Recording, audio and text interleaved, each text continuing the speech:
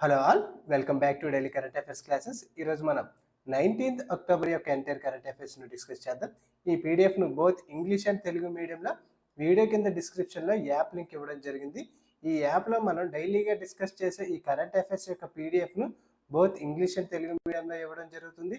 వీటితో పాటుగా ఈ కరెంట్ అఫైర్స్ రిలేటెడ్గా 10 మోడల్ బిట్స్ను కూడా ఇవ్వడం జరుగుతుంది. వీటన్నిటిని కూడా ఫ్రీగానే యాప్లో ప్రొవైడ్ చేయడం జరుగుతుంది. నెక్స్ట్ ఎఫ్బిఓ మరియు ఏబిఓ ఎగ్జామ్ రిలేటెడ్గా మనము మెయిన్స్ ఎస్ఏ రైటింగ్ ప్రోగ్రామ్ తీసుకురావడం జరిగింది. ఓకే, మెయిన్స్లో ఎస్ఏ క్వాలిఫైయింగ్ పేపర్ అయిన ఈ పేపర్ కోసం మనం ఆన్సర్ రైటింగ్ ప్రోగ్రామ్ను తీసుకురావడం జరిగింది. ఈ ప్రోగ్రాంలో మనం 30 మోడల్ క్వశ్చన్ అండ్ ఆన్సర్స్ను ఇవ్వడం జరుగుతుంది. ఓకే, 30 మోడల్ క్వశ్చన్ అండ్ ఆన్సర్స్ను బోత్ ఫారెస్ట్ అండ్ ఎన్వైర్న్మెంట్ రిలేటెడ్గా ఈ మోడల్ క్వశ్చన్ను ప్రిపేర్ చేయడం జరిగింది. ఈ కోర్సును కూడా లాంచ్ చేయడం జరిగింది. ఈరోజు కరెంట్ అఫైర్స్లో ఉన్న మొదటి issue global multi dimensional poverty index.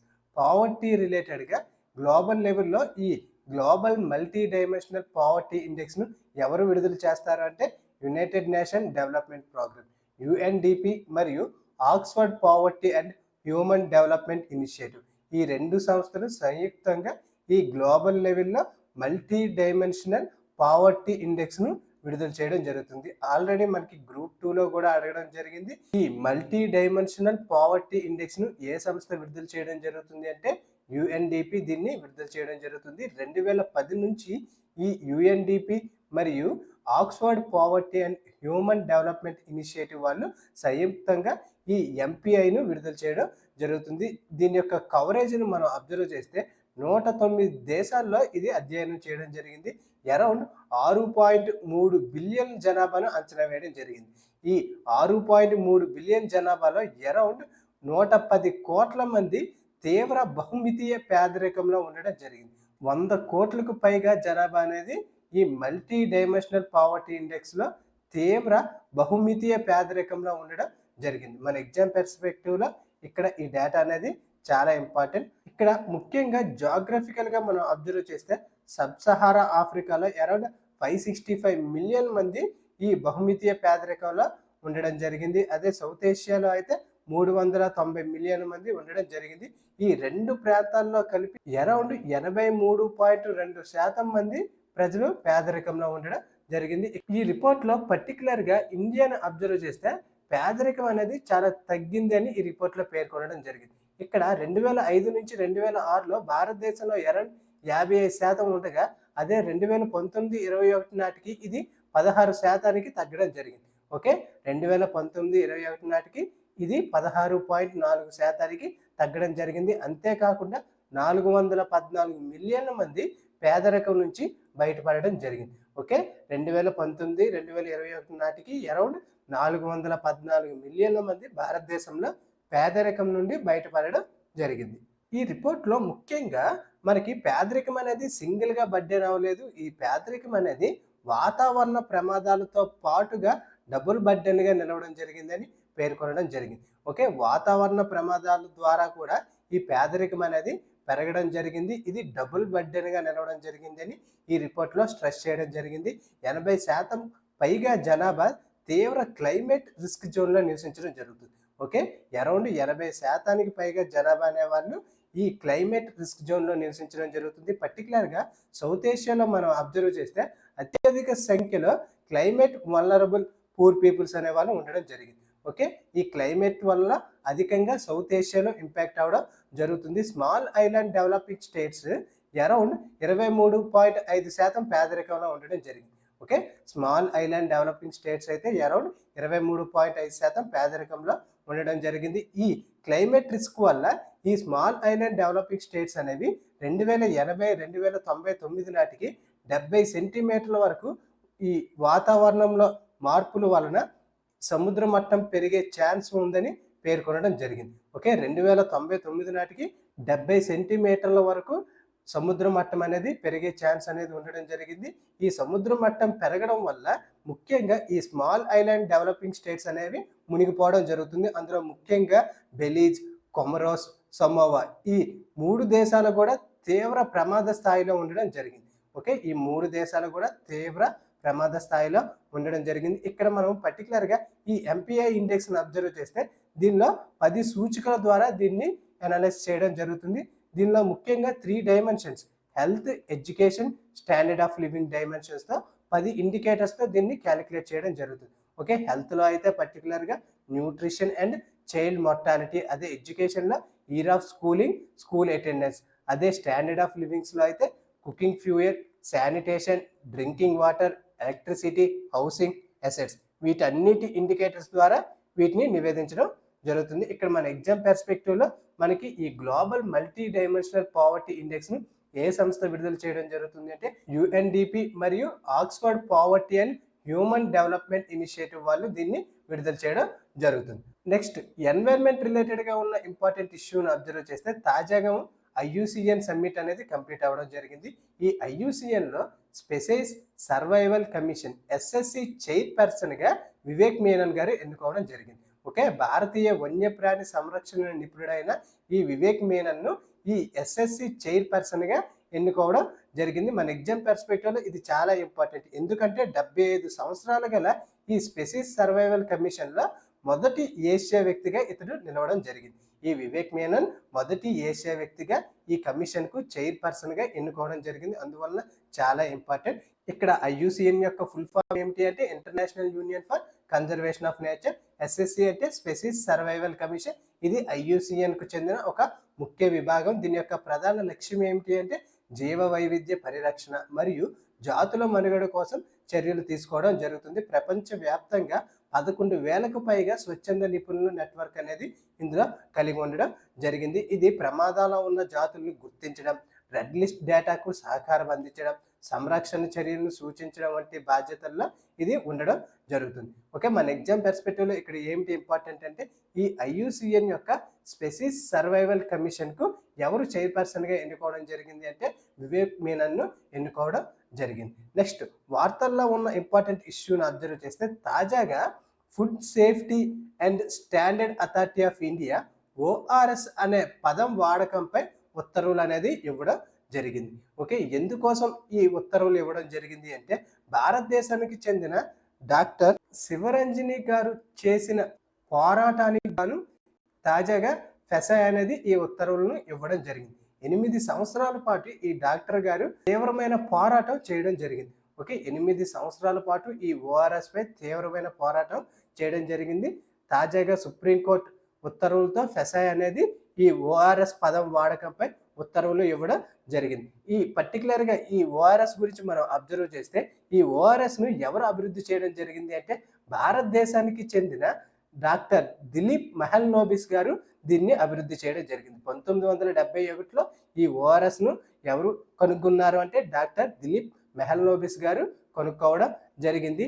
కానీ ఈ ఓఆర్ఎస్ను వివిధ సంస్థల వాళ్ళు ప్రాపర్ గైడ్లైన్స్ లేకుండా ఉపయోగించడం జరుగుతుంది. ఓకే, ఈ ఓఆర్ఎస్ను ప్రాపర్ స్టాండర్డ్స్ లేకుండా ప్రతి వాటిపై కూడా ఉపయోగించడం జరుగుతుంది.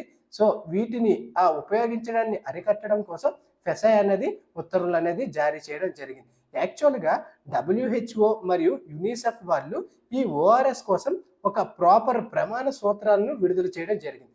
ఈ ఫార్ములాలో ముఖ్యంగా సోడియం క్లోరైడ్ అనేది 2.6 గ్రామ్స్, గ్లూకోజ్ అనేది 13.5 గ్రామ్స్, పొటాషియం క్లోరైడ్ అనేది 1.5 గ్రామ్స్, ట్రైసోడియం సైట్రేట్ అనేది 2.9 గ్రామ్స్. అంటే ప్రాపర్గా ఈ ఫార్ములా బేస్డ్తో ఉన్న వాటినే ఓఆర్ఎస్గా రికగ్నైజ్ చేయడం జరిగింది. కానీ ఇండియాలో చాలా కంపెనీస్ అనేవి ఈ ప్రాపర్ ఫార్ములాను ఉపయోగించుకోకుండా వాటి యొక్క సొల్యూషన్స్కు ఓఆర్ఎస్ నేమ్ అనేది ఇవ్వడం జరుగుతుంది. దీనికి వ్యతిరేకంగా డాక్టర్ శివరంజని గారు పోరాటం చేయడం జరిగింది. ఓకే, డాక్టర్ శివరంజని గారు 8 సంవత్సరాల పాటు పోరాటం చేయడం జరిగింది. అందుకోసం తాజాగా ఈ ఫెసాయ్ వాళ్ళు ఈ ఉత్తర్వులను జారీ చేయడం జరిగింది. ఇక్కడ మన ఎగ్జామ్ పర్స్పెక్టివ్లో ఈ ఓఆర్ఎస్ మరియు ఫెసాయ్ అనేది మనకి చాలా important. Food safety and standards act 2006 కింద ఈ ఉత్తర్వులు అనేది ఇవ్వడం జరిగింది. ఈ ఉత్తర్వులో ముఖ్యాంశం ఏమిటి అంటే WHO ప్రమాణాలకు అనుగుణంగా లేని పానీయాలు, ఉత్పత్తులు తమ పేరులో ఓఆర్ఎస్ అనే పదాన్ని వాడకుండా నిషేధించడం జరిగింది. ఓకే, ఖచ్చితంగా కూడా WHO యొక్క ప్రమాణాలను అనుసరించే పానీయాలను అభివృద్ధి చేయాలని ఇక్కడ పేర్కొనడం జరిగింది. ఎందుకంటే ఇక్కడ ముఖ్యంగా వినియోగదారులను తప్పుదారి పట్టించడం జరుగుతుంది. వివిధ సంస్థలు ఈ వినియోగదారులను తప్పుదారి పట్టించడం జరుగుతుంది. వాటిని నివారించడం కోసం దీనిని తీసుకురావడం జరిగింది. ఈ ఓఆర్ఎస్ అనగా వారల్ రీహైడ్రేషన్ సొల్యూషన్. వారల్ రీహైడ్రేషన్ సొల్యూషన్ పర్టికులర్గా ఏ సందర్భాల్లో ఉపయోగిస్తారు అంటే తీవ్రమైన విరోచనాలు, డీహైడ్రేషన్, వడదెబ్బ, జ్వరం లేదా వాంతుల వల్ల శరీరంలో కోల్పోయిన ద్రవాలు మరియు ఎలక్ట్రోలైట్స్ను ఇది భర్తీ చేయడం జరుగుతుంది. ఓకే, శరీరం కోల్పోయిన ఎలక్ట్రోలైట్స్ను ఈ ఓఆర్ఎస్ ద్వారా భర్తీ చేయడం జరుగుతుంది. అందుకోసం ఈ ఓఆర్ఎస్ను ఉపయోగించడం జరుగుతుంది. ఈ ఓఆర్ఎస్ను WHO మరియు యూనిసెఫ్ అనేది గుర్తించడం జరిగింది. ఈ ఓఆర్ఎస్ని ఎవరు ఆవిష్కరించారు అంటే భారత్ డాక్టర్ అయిన దిలీప్ మెహల్నోబిస్ గారు 1971లో దీన్ని ఆవిష్కరించడం జరిగింది.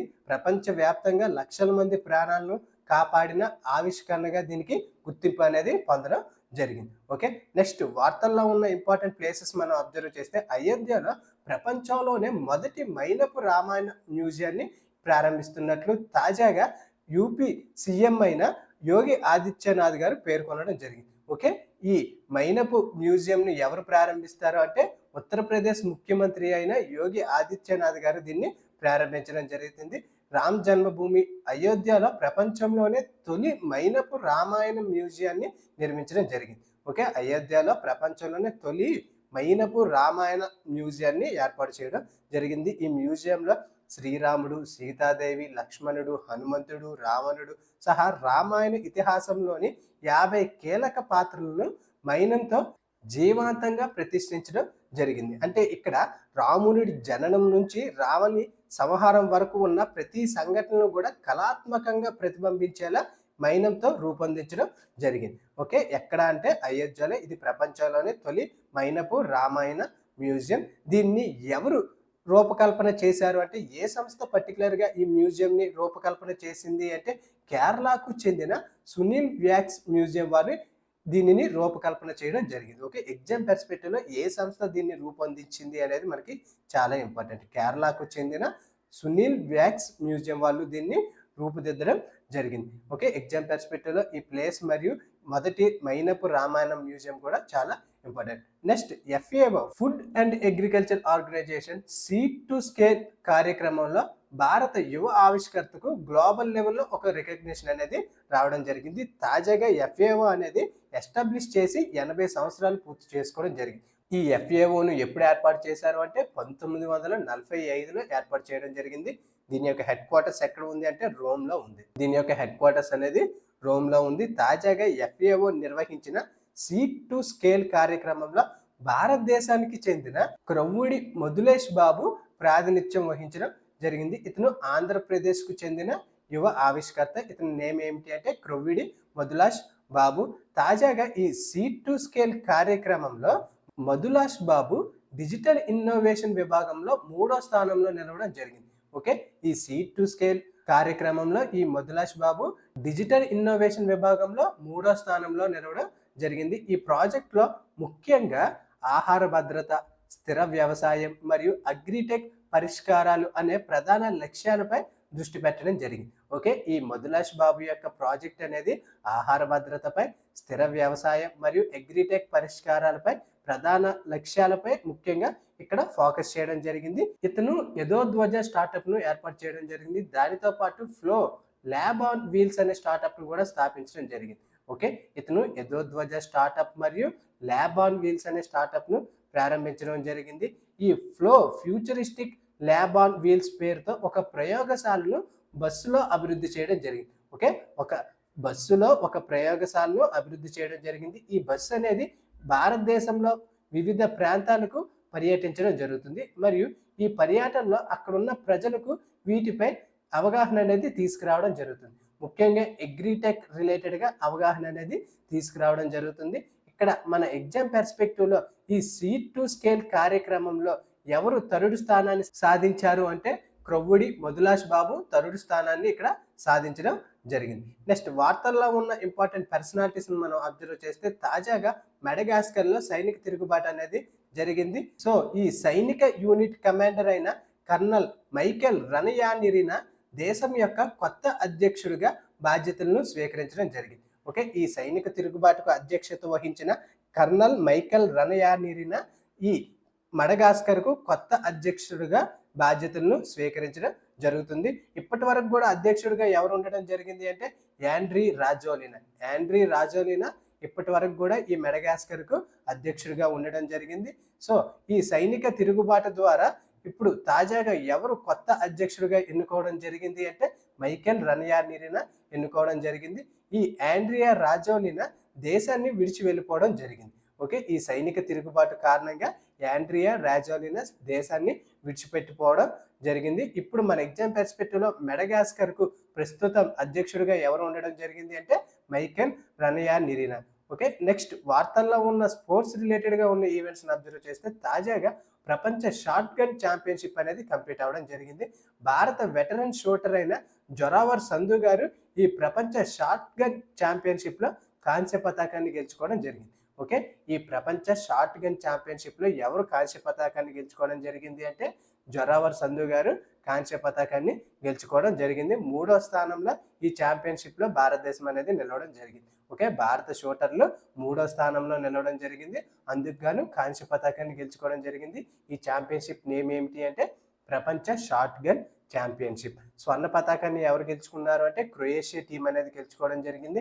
అదే రజత పతాకాన్ని స్పెయిన్ టీం గెలుచుకోవడం జరిగింది. భారతదేశం అనేది ఇక్కడ కాంస్య పతాకాన్ని గెలుచుకోవడం జరిగింది. పర్టికులర్గా జొరావర్ సంధుకు ఈ ప్రపంచ షార్ట్ గన్ ఛాంపియన్షిప్లో కాంస్య పతాకం అనేది రావడం జరిగింది. నెక్స్ట్ వార్తల్లో ఉన్న ఇంకొక ఇంపార్టెంట్ ఇష్యూని అబ్జర్వ్ చేస్తే తాజాగా Visakha port authority dredging corporation of India తమ అవసరాల కోసం కొత్తగా నిర్మించిన డ్రెడ్జర్ అయిన గోదావరిని తీసుకురావడం జరిగింది. ఓకే, ఇక్కడ ఈ డ్రెడ్జర్ నేమ్ ఏమిటి అంటే గోదావరి. దీన్ని ఎవరు నిర్మించారు అంటే కొచ్చిన్ నౌకా కేంద్రంలో దీన్ని తయారు చేయడం జరిగింది. అంటే ఈ గోదావరిని ఎవరు అభివృద్ధి చేశారు అంటే కొచ్చిన్ నౌకా కేంద్రం వాళ్ళు దీన్ని అభివృద్ధి చేయడం జరిగింది. మన ఎగ్జామ్ పర్స్పెక్టివ్లో ఈ గోదావరి అనేది దేనికి రిలేటెడ్ అంటే డ్రెడ్జర్. ఇది ఒక డ్రెడ్జర్. ఈ గోదావరి డ్రెడ్జర్ అనేది రోజుకు 12,000 ఘనపు మీటర్లను తవ్వగలిగే కెపాసిటీ అనేది ఉంది. దీన్ని ఎవరు అభివృద్ధి చేశారంటే కొచ్చిన్ నౌకా కేంద్రం వారు దీన్ని అభివృద్ధి చేయడం జరిగింది. దీని నేమ్ ఏమిటి అంటే గోదావరి. ఓకే, అవి ఫ్రెండ్స్ ఈరోజు వార్తల్లో ఉన్న ఎంటైర్ కరెంట్ అఫైర్స్. ఈ పీడిఎఫ్ను బోత్ ఇంగ్లీష్ అండ్ తెలుగు మీడియంలో వీడియో కింద డిస్క్రిప్షన్లో టెలిగ్రామ్ ఛానల్ ఇవ్వడం జరిగింది. ఈ టెలిగ్రామ్ ఛానల్లో వీటిని అప్లోడ్ చేస్తున్నాను. Thank you for watching.